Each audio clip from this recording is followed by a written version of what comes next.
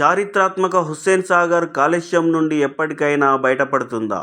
5.7 చదరపు కిలోమీటర్ల విస్తీర్ణంలో విస్తరించి ఉన్న హుస్సేన్ సాగర్ దాని సుందరమైన అందానికి మాత్రమే కాదు, గొప్ప చారిత్రాత్మక ప్రాముఖ్యతను కలిగి ఉంది.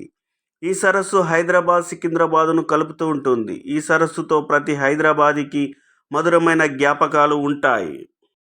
కానీ ఈ సరస్సు అత్యంత కలుషితమైపోయినది. ఎంతో సుందరమైనది అని చెప్పుకునే మన హుస్సేన్ సాగర్ ఇప్పుడు దుర్గంధంతో ముక్కులు మూసుకునే విధంగా తయారైంది.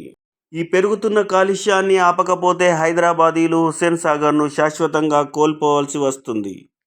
దీనికి కారణం అత్యంత సంభావ్య సంఖ్య ఎంపీఎన్ అధిక స్థాయి కోలిఫామ్ను ఈ సరస్సు నీరు ప్రదర్శించింది.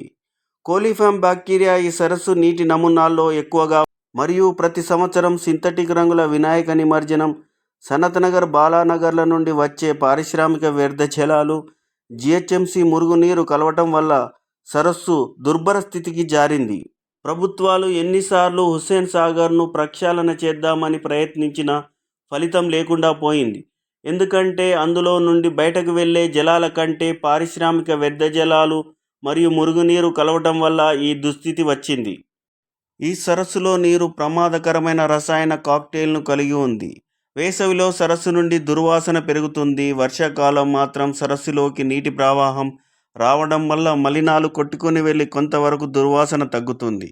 కానీ మళ్ళీ వేసవికాలం వచ్చేసరికి యథాస్థితికి వస్తుంది. దీనికి ఒకటే పరిష్కారం: సరస్సును పూర్తిగా ఖాళీ చేసి అందులో పేరుకుపోయిన వ్యర్థాలను తొలగించి అందులో వ్యర్థ జలాలు కలవకుండా చేసి మంచినీటితో నింపగలిగితే మాత్రమే హుస్సేన్ సాగర్ అందాలను చూడగలం. Thanks for watching.